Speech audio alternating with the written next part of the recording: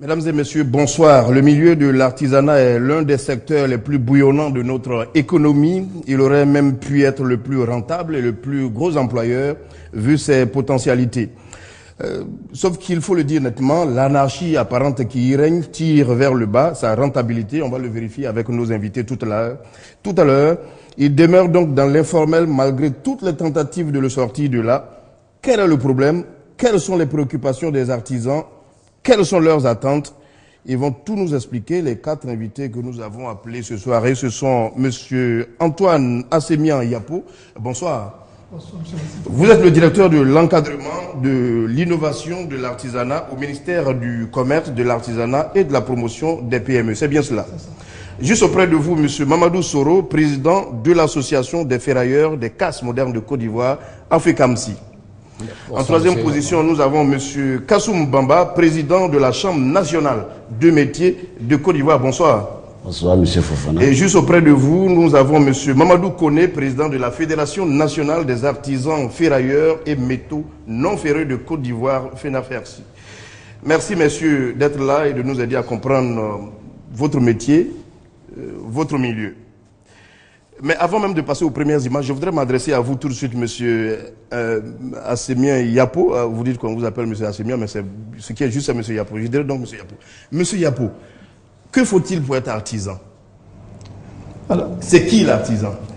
Alors, si vous voulez, je vais vous donner peut-être un exemple, pour de mieux comprendre. Très bien. Alors, prenons celui qui prend une tige de manioc, qui l'enfoue dans le sol.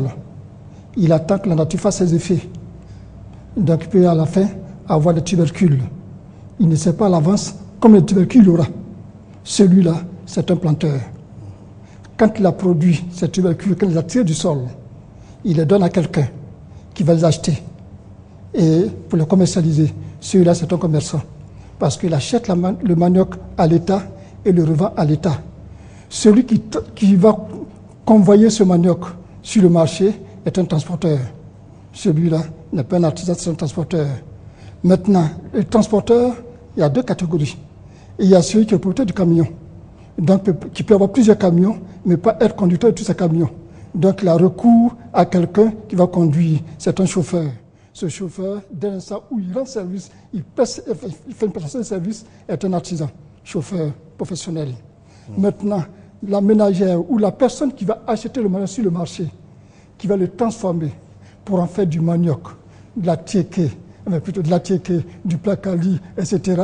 Celui-là est un artisan parce qu'il apporte une plus-value à la chose. Donc l'artisan, c'est celui qui exerce une activité de transformation, de production ou d'extraction à l'exclusion de l'activité de commerce ou de négoce. Très bien. Nous avons saisi la définition. Tout à l'heure, je réserve ma question pour M. Bamba et Kassoum pour mieux comprendre. M. Soro, est-ce que cette définition vous convient? Est-ce que nous pouvons dire que vous êtes artisan ou bien vous ne l'êtes pas? Cette définition nous convient dans la mesure où nous apportons une valeur ajoutée aux produits de récupération que nous avons dans nos différents casses. C'est-à-dire que nous, dans nos différents casses, nous faisons de la récupération et afin d'apporter une valeur ajoutée, on transforme et on met encore sur le marché, ce qui nous permet d'être classés selon la définition de M. Assemian dans le domaine des artisans. Et vous acceptez cette définition à 100%? À 100%. Très bien. Monsieur Bamba, d'où vient donc la confusion souvent entre je suis artisan, je ne suis pas, vous êtes considéré comme artisan, vous ne l'êtes pas. D'où vient la confusion? Je pense que bonsoir M. Fofana, M. Assemian a expliqué de manière scientifique, mais je vais vous expliquer de manière plus simple. L'artisan, c'est une personne physique qui apporte une valeur ajoutée à quelque chose. Alors, donc, la confusion, ce n'est pas dans tous les domaines. La confusion s'installe souvent dans les métaux mécaniques parce que n'est pas artisan celui qui n'ajoute pas une valeur ajoutée à une matière et qui va l'acheter et le revendre est un commerçant. C'est-à-dire quand vous allez payer des fers de récupération sans valeur ajoutée, vous venez voir un ingénieur et vous le vendez, vous n'êtes pas un artisan. Merci de m'avoir aidé. Justement, c'était cela l'arrière-pensée de ma question. Monsieur Mamadou connaît, disons-le franchement, sinon il n'y aurait pas eu plusieurs associations. C'est évident qu'ils ne s'entendent pas, ceux qui travaillent dans le fer. Oui, mais merci Monsieur Fofana. La définition que vient de donner Monsieur Bamba, je ne suis pas tout à fait d'accord avec, parce que quand il dit, quand on va récupérer la ferraille, on ne va pas récupérer la ferraille en l'état et amener à l'usine en l'état. Nous transformons d'abord avant d'envoyer à l'usine. À partir du moment où nous transformons, vous allez prendre une voiture, vous la démontez, vous la découpez et puis vous la transportez à les vendre. Avant d'aller déposer chez l'usinier, on a dû transformer d'abord. Dès l'instant où nous contribuons à la transformation, du coup, nous devenons des artisans. À ce moment-là, quand moi je regarde bien le processus, je vous regarde comme un commerçant. Ben, écoutez, toute activité diverge vers la commercialisation. Quand vous êtes planteur, quand vous avez produit, après avoir produit, vous allez vendre. Mais quand on va chercher de la ferraille et qu'on l'a découpée, on ne peut qu'aller vendre. On ne peut pas utiliser autrement qu'aller vendre. Très bien. Vous allez comprendre le métier, vous allez comprendre le milieu. On le fera avec ce reportage de Laetitia Mangli. Elle a approché certains des vôtres pour les écouter et découvrir un milieu que nous regardons de très loin, mais quelquefois nous faisons des constats. Des lots de fer entassés d'un côté, puis de l'autre un moteur automobile en plein recyclage. Vous ne vous trompez pas, nous sommes bien dans une ferraille, celle du camp commando de Koumassi Marcory. Ici, l'on y trouve du tout. Du matériel d'électricité, des pièces de véhicules, du matériau de construction et bien d'autres fers morts. Ce sont des hommes pour la plupart illettrés appelés ferrailleurs qui redonnent vie à tous ces objets provenant des décharges publiques.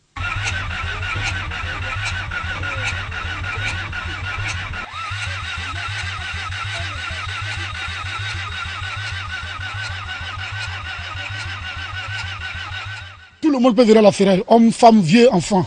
La ferraille, on prend du vieux pour faire du neuf. Ajoutez à cela aussi, quand il y a des sociétés qui sont en inventaire, plusieurs grandes boîtes de la place, ils appellent les ferrailleurs pour aller acheter. En tout cas, la ferraille nourrit son homme. On retrouve tout, l'industrie, l'immobilier, tout et tout. On trouve ça au niveau de la ferraille. Parmi eux, Fatou Ouattara, anciennement commerçante de fruits à la ferraille de Koumassi Marcory. La jeune dame a vite basculé du vivrier à la soudure. Au début, c'est les oranges que je vendais, souvent oranges, souvent arachides. Ça, après, ça m'a intéressé. J'arrive à soutenir mon mari avec ce que je fais. Ces pièces à usage divers n'intéressent pas que les clients locaux. Daniel, expatrié français, est un inconditionnel de ces pièces de rechange. Pour lui, il n'y a pas meilleure qualité. Je vais acheter ici ce que je ne trouve pas ailleurs. Ici, on trouve pratiquement tout ce qu'on veut et au détail. Voilà le ressort dont j'avais besoin, qui était cassé. J'ai trouvé exactement le même modèle, très rapidement, sur place, et ça fait travailler tout le monde. La ferraille n'accueille pas que les illettrés. Des jeunes diplômés mais forcés de quitter l'école par manque de moyens financiers s'y retrouvent également. Tes parents ont pris des moyens, tu vas arrêter tes études. C'est pas ça qui veut de rester à la maison, être un vagabond, un délinquant, non. Tu peux venir à la ferraille de temps en temps, tu peux suivre même, tu peux faire un an à la ferraille ici, et puis l'année prochaine, tu peux continuer tes études. Cependant, comme dans tout secteur d'activité, il y a des brebis galeuses. Certains ferrailleurs sont taxés d'être des receleurs, des objets provenant de braquages et autres exactions commises sur les populations. À tort et à raison, on a été accusé de receleurs, raison pour laquelle les différentes associations vivent le jour. Tout le monde à la ferraille n'est pas receleur.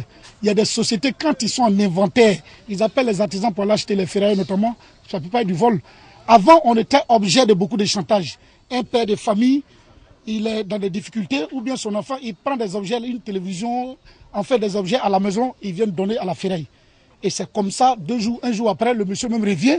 C'était des chantages en fait. Mais avec les différentes organisations, ça ne marche plus. Sinon, le ferraille, ce n'est pas le receleur. De la ferraille de Koumassi Marcory à la ferraille d'Abobo, en passant par celle d'Adjamé, les difficultés sont les mêmes. Absence d'ateliers de travail commode, problème de promiscuité, risque d'électrocution sous ces poteaux de haute tension. C'est dangereux, mais on n'a pas de choix. Pour l'instant, on cherche à quitter, mais pour l'instant, on a installé là pour se débrouiller un peu. Des dangers qu'ils encourent et dénoncent au quotidien, qui toutefois ne sont pas tombés dans l'oreille de sourds. Un site de 5 hectares situé à Koumassi à Kromiombla leur a été octroyé par le maire de Koumassi. Site qui malencontreusement profite à des artisans autres que les ferrailleurs. Le constat amer qui est là, vous voyez avec nous que le site, chaque fois qu'on arrive ici, le site est pratiquement morcelé. C'est vrai, le maire lui-même a dit que la nature est horreur du vide, mais nous demandions que le maire et les autorités, enfin le ministère, nous aident à vraiment recaser nos artisans sur ce site. Nous sommes prêts à favoriser toutes les démarches pour que ce site soit aménagé. Mais il va de soi que nous n'avons pas les moyens financiers de remblayer 5 hectares pour l'octroyer aux artisans. Maintenant, ce qui s'est passé, c'est que les artisans eux-mêmes ne sont pas bien organisés. Ils se sont organisés en fractions opposées et c'est ça qui rend l'exploitation difficile. Sortir le secteur de la ferraille de l'informel, un vœu cher à l'ensemble de ces artisans ferrailleurs, plus que jamais décidés à batailler pour l'amélioration de leurs conditions de vie et de travail. Monsieur Soro, quel est le problème? Lorsqu'on parle des artisans, tout de suite, on parle de la désorganisation. Il y a l'accalmie avec les autres artisans, sauf chez vous. Non, ça c'est une volonté. Il n'y a pas de désorganisation au niveau des artisans. Il n'y a pas de désorganisation, c'est une interprétation que ceux qui ne sont pas spécialistes ont du fonctionnement de nos casses. Je crois qu'au passage, je tiens à remercier même le maire de Koumassi, qui au passage même nous a octroyé un site de 5 hectares. Mais vous l'avez vu dire que nous sommes désorganisés. Il n'y a pas en fait de mauvaise organisation au niveau de la ferraille. Il y a des groupes, il y a plusieurs organisations au niveau de la ferraille. Il y a des mécaniciens qui font partie des métaux mécaniques que je gère. Il y a des récupérateurs d'objets de seconde main. Vous comprenez, ceux-là, ils ne sont pas mécaniciens. Ils font partie du même groupe. Quand un site est donné aux artisans comme ça, des métaux mécaniques, c'est pour les ferrailleurs et les mécaniciens. Le problème dont le maire est en train de parler. Donc, on se retrouve là, sur le même site, à partager en deux. Ce n'est pas pour un site qui est défini aux mécaniciens ou bien aux ferrailleurs, mais c'est un site qui est défini en particulier pour les artisans exerçant dans le secteur des métaux mécaniques. Il n'y a pas de c'est surprenant quand même que lorsqu'on vous écoute, on a l'impression que vous parlez le même langage tous les jours, alors que nous vous écoutons souvent hors micro. On écoute plusieurs artisans. Ce n'est jamais le même langage. Non, vous savez, parfois c'est la volonté politique de ceux qui nous encadrent, parce qu'on a des cellules d'encadrement qui va du ministère au niveau de la Chambre nationale des métiers, auquel nous sommes affiliés. Mais la chose est plutôt technique que politique. Ça n'a rien à voir avec la politique. Il ne faut pas qu'on noie le poisson. Parce qu'il y a un problème. Il ne s'agit pas parfois de nous scinder en plusieurs groupes et puis se faire suivre par ceux qui parlent le même langage que vous. Il y a ce problème-là qui est là. Parce que c'est nous qui sommes les spécialistes, c'est nous qui sommes les experts de la matière, c'est nous qui pouvons expliquer les problèmes que nous avons à ceux qui nous dirigent. Ils ne sont pas sur le terrain avec nous, ils ne sont pas artisans, ils ne savent même pas prendre un marteau et un birin, ils ne savent même pas démonter quelque chose. Jusqu'à présent, dans les questions que je pose, ce n'est pas à ceux-là que je vous oppose. Je parle toujours des artisans comme vous, qui ne tiennent pas le même langage que vous, qui savent tenir le marteau, comme vous. Oui. En réalité, il n'y a pas d'opposition au niveau des casses. Il n'y a pas d'opposition. Chacun a une corporation bien définie qu'il gère. Vous comprenez un peu? Chacun a une corporation bien définie qu'il gère et qu'il était aussi d'encadrer ses membres. Monsieur Kone, c'est ce que vous pensez? Tout va très bien? Non, tout va pas très bien parce que en fait, je suis très heureux ce soir d'être sur ce plateau avec M. Assemian. Tant mieux. Ceux-là même qui sont censés nous organiser. Depuis toujours, cela vaut aujourd'hui plus de 10 ans. Comme vous l'aviez dit tout à l'heure, la ferraille, c'est un secteur qui nourrit son homme, d'autres l'ont dit tout à l'heure, mais malheureusement, par l'inorganisation de la ferraille, nous sommes assujettis à toutes sortes de choses. C'est pour cela d'ailleurs que notre ministère des tutelles, depuis le ministre Zakpa Kobenan, a trouvé que ce secteur-là est un secteur pourvoyeur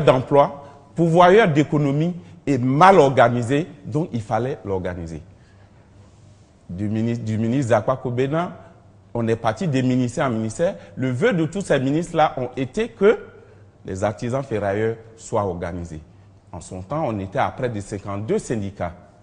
Et M. Assemian et ses collaborateurs nous ont réunis au temps du ministre Sediki Konaté pour dire, voilà, il faut que ce secteur-là soit organisé. Et nous sommes tous partis, on tenait tous les réunions ensemble. C'est louable de vous inviter à organiser Bien votre sûr, milieu. on était tous partis pour que cette filière-là soit organisée. Et c'est ce que nous avions fait d'ailleurs. Mais en cours de chemin, on a constaté qu'on avait des crocs en jambes. Quand on avance, on nous fait reculer. Quand on avance, on nous fait reculer. Jusqu'au 27 juin, où après toutes les réunions où nous nous sommes entendus pour organiser cette filière-là, pour dire qu'on va parler d'une seule voix, il faut qu'on crée une fêtière. On était tous d'accord de manière unanime. Et à la dernière minute, il y a eu des dissidences. Mais la dissidence, c'est entre vous. Vous ne pouvez Bien pas sûr. accuser la structure, non, moi, la je tutelle. n'accuse pas non, je n'accuse pas la tutelle. La tutelle n'a rien à voir dans ça. Bien au contraire. Mais c'est bien entre vous. C'est bien entre nous. La tutelle a bien œuvré que nous soyons organisés. Et c'est ce qui a été fait le 27 juin. Mais vous reconnaissez les vôtres. Pardon? Vous reconnaissez les vôtres. Vous êtes plutôt victime de, excusez-moi de le dire, de l'indiscipline des artisans et pas autre chose. Oui, mais bien sûr. De toute façon, la perfection n'est pas de ce monde. Mais on est d'accord là-dessus. Mais Bon. est-ce que de façon responsable, vous ne pouvez pas vous organiser vous-même de façon responsable? Vous comprenez, je viens de vous dire tout à l'heure que nous étions au nombre des 52. À la dernière minute, il y a un problème qui s'est posé. On a trouvé que ceux qui veulent s'organiser là, c'est des gens qui n'ont pas de documents. Et on a vérifié, parmi nous, il y a eu 32 qui avaient leurs documents. Donc, le ministre Jean-Luc Bion a trouvé qu'il ne fallait pas vraiment épiloguer sur ce dossier-là. Il fallait qu'on aille à l'Assemblée générale et qu'en fin de compte, on soit organisé. Et le 27 juin, nous sommes allés en AG. On a organisé une élection. Il y a eu au moins 4 candidats. Et c'est moi, je suis sorti comme le candidat gagnant pour diriger la fêtière. Mais donc, en principe, il n'y a plus de problème puisque vous êtes élu. En notre sens, il n'y a plus de problème. Au jour d'aujourd'hui, tous les ferrailleurs doivent regarder dans la même direction, nous donner de la main et travailler pour que nous sortons dans cette situation. Malheureusement, M. Kone, je suis obligé de le dire, tous les ferrailleurs ne regardent pas. Je vous laisse répondre rapidement avant de donner la parole à M. Bamba. Oui. La haute et intelligible voix, ce n'est pas le rôle de la direction de l'artisanat d'aller nous organiser. Nous ne sommes pas des enfants. Nous sommes des grands garçons, nous sommes des responsables, nous sommes amenés à nous organiser et maintenant à rendre compte à la Chambre nationale des métiers et à la direction de l'artisanat. Et c'est ce que vous n'avez pas réussi à faire jusqu'à présent. Nous sommes organisés, c'est eux qui prétendent que nous ne sommes pas organisés. Alors, très bien. Donc, je vous laisse sur ce point, puis je m'adresse au président de la Chambre nationale des métiers. Monsieur Bamba, c'est assez clair. Hein? Vous avez entendu des positions très tranchées sur la chose. Et quand vous êtes dans une telle situation, quelle est votre réaction? Quelle est la décision que vous prenez? Ou bien que vous avez déjà prise? Monsieur Fofana, je suis un homme heureux ce soir sur ce plateau. Parce que ça aurait été à l'État en chien, ça allait être une difficulté pour la Chambre des métiers pour régler cette problématique. Mais force reste à la loi. En marge du sommet de la CEDEAO, tous les chefs d'État de l'espace liémois ont adopté à l'unanimité le code de l'artisanat où je remercie notre ministre de tutelle. On a bataillé dur pour avoir cette loi. Et l'Assemblée nationale a voté une loi qui dit ne devienne pas artisan qui veut. Et même ces associations d'artisans, s'ils s'organisent, ils doivent venir s'inscrire à la Chambre des métiers pour avoir un agrément. Alors, j'ai dit, cette bataille, moi je vais prendre mes responsabilités et je dis bien, force reste à la loi et je ne vais pas aller du dos de la cuillère, je vais réglementer ce secteur, en tout cas avec cette loi qui vient de combler le vide juridique qui laissait les hommes ramper à compte courant dans ce secteur. Alors donc, pour revenir un peu à ce que mes interlocuteurs ont dit, ils ne sont que des associations. Et la Chambre nationale des métiers est une institution consulaire. Et de par sa notion de consulat, ils sont le représentant, la Chambre, elle est le représentant légitime et légal des artisans auprès des pouvoirs publics. Et je pense que c'est dans cette optique de pouvoir unir tous ces artisans ferrailleurs que la direction de l'artisanat avait pris le soin de pouvoir les organiser pour qu'ils parlent d'une seule voix. Mais j'avais attiré l'attention du ministère à l'époque pour dire que tant qu'il y a un vide juridique, tant qu'on n'a pas la loi, on va faire ça et il y aura toujours des dissidences. C'est ce qu'on assiste tout maintenant. Mais ensemble, avec le ministère, nous sommes en train de prendre les textes complémentaires, c'est-à-dire les arrêtés et les décrets, pour pouvoir réglementer ce secteur. Monsieur Bamba, est-ce que vous êtes en train de dire qu'à l'heure où nous sommes en train de parler, vous n'avez pas réussi à les accorder, à les mettre ensemble pour qu'ils parlent le même langage jusqu'à présent? Ben, j'ai reçu tous ces deux interlocuteurs.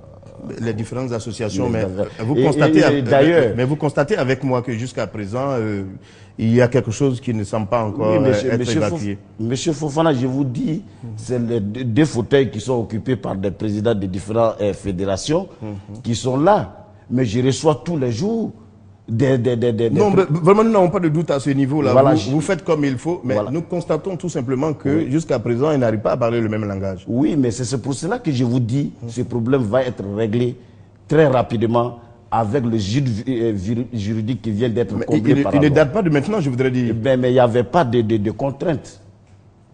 Au terme de la loi, il n'y avait pas de contraintes. Et vous n'aviez pas la possibilité de pouvoir régler ça? On n'avait pas la possibilité et on allait se baser sur quelle loi pour pouvoir, en tout cas, envoyer des mesures contraignantes à ces acteurs.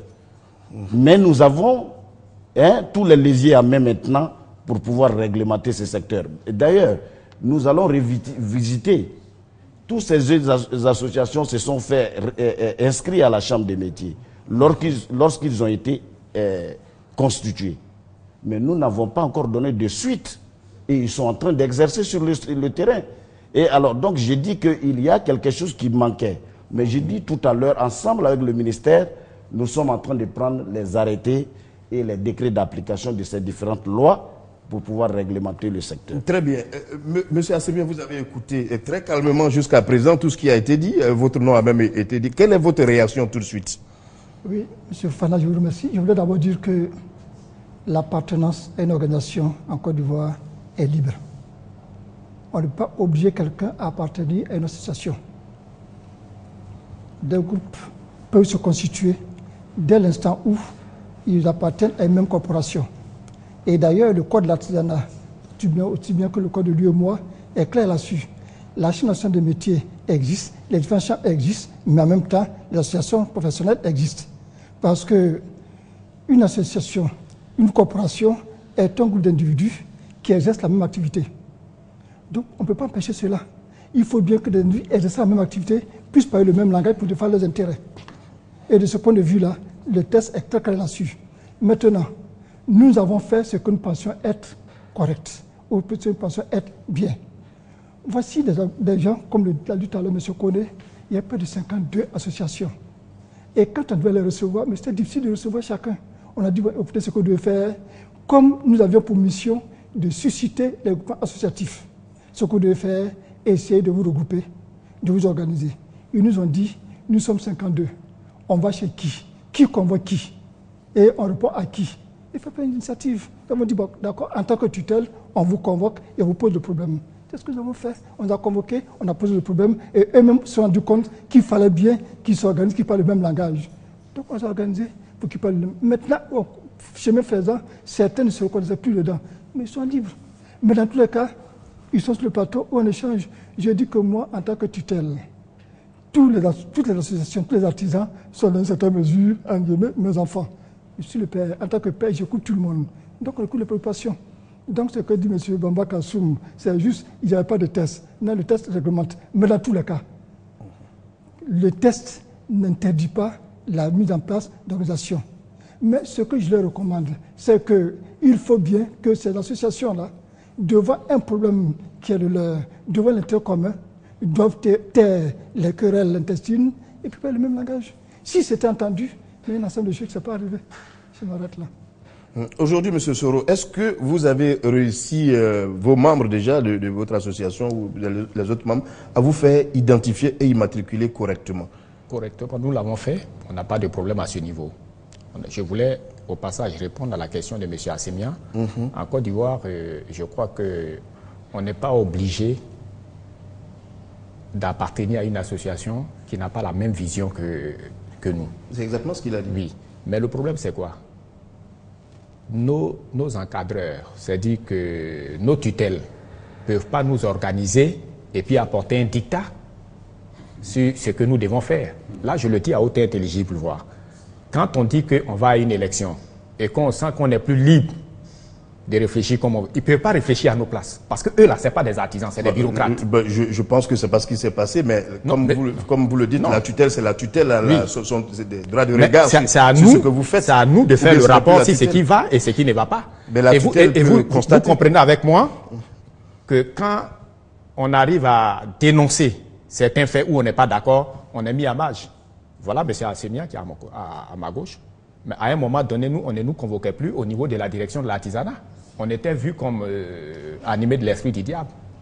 Non, je le dis à haute intelligible. Avant que je donne la parole avant même que les hommes aillent à l'organisation de l'élection qui devait nous regrouper tous ensemble, on a vu, on a apporté des revendications pour dire non, vous arrêtez. Si vous prenez en compte nos revendications, on va ensemble. Si vous ne prenez pas en compte, on se retire. C'est notre droit.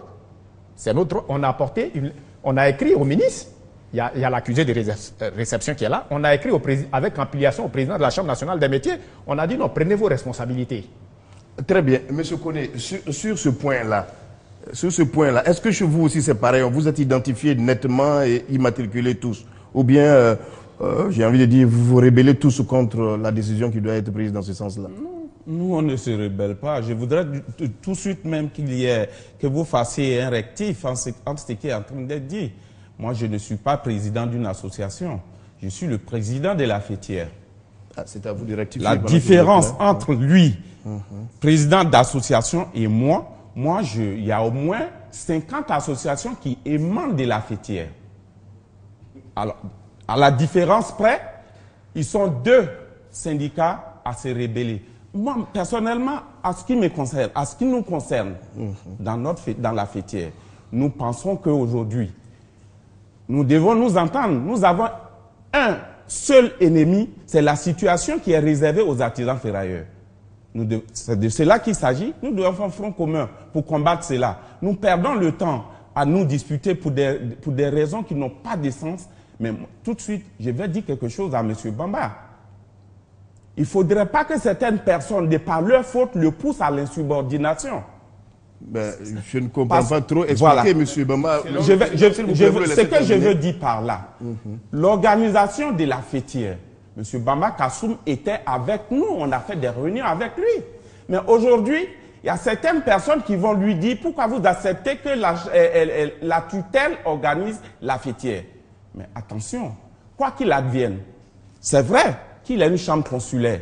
Quelle que soit la chambre consulaire émane toujours d'un ministre. Et le ministère est représenté par la direction de l'artisanat qui nous a organisés. On ne peut pas se mettre en branle pour dire pourquoi la tutelle nous a organisés. Effectivement, c'est qu'a dit M. Assemia. C'est à ce stade-là que nous étions. Personne n'acceptait son prochain. Quand on dit allons chez X, l'autre dit moi je ne vais pas là-bas. Quand on va chez Y, on dit on ne va pas là-bas. Mais attendez, nous n'allons pas rester dans une telle situation que nous très bien, organisons. Monsieur Soro, s'il vous plaît, vous laissez. Très bien, j'ai compris cela, mais jusqu'à présent, je n'ai pas vu d'opposition entre la tutelle et... Donc, s'il vous plaît, vous laissez Monsieur Bamba répondre et puis ensuite vous allez réagir. Oui, Monsieur Bamba. Vraiment, Monsieur Fofana, je voulais dire, ramener Monsieur Koné à sa copie pour qu'il se renseigne mieux sur les institutions dans son pays. Il n'y a pas d'insubordination. Je ne suis pas assujetti au ministre. Il va m'amener à dire des choses alors que nous travaillons en parfaite intelligence. Je suis une institution consulaire autonome. J'ai une autonomie financière, j'ai une autonomie, en tout cas, de parce que de par la volonté et par sa constitution. Vous comprenez bien, lorsque M. Bamba dit j'ai une autonomie financière, il parle de la Chambre nationale de métiers de Côte d'Ivoire. Voilà, oui, je parle de la Chambre nationale de métiers de Côte d'Ivoire. Le ministre, je relève de 2 ministères, sous la tutelle technique du ministre du Commerce et de l'Artisanat, et sous la tutelle financière du ministre du Budget. Alors donc, c'est pour vous dire, quand il est question de budget, je m'adresse au ministre du Budget. S'il est question technique, je m'adresse au ministre de l'Artisanat. Donc, il n'y a pas d'insubordination ici, mais en tout état de cause. Ce que je vais dire à M. Koné, comme M. Alsemiel le sait, il est inscrit dans le code. Avant, pour adhérer à la Chambre de métier, c'était par adhésion. Mais aujourd'hui, pour avoir le statut d'artisan en Côte d'Ivoire, il faut être répertorié à la Chambre nationale de métier. Et c'est par obligation. Et c'est la loi, force reste à la loi. Et c'est pour ça que je viens vous dire qu'il n'y a pas d'insubordination. Et j'ai même félicité la décision et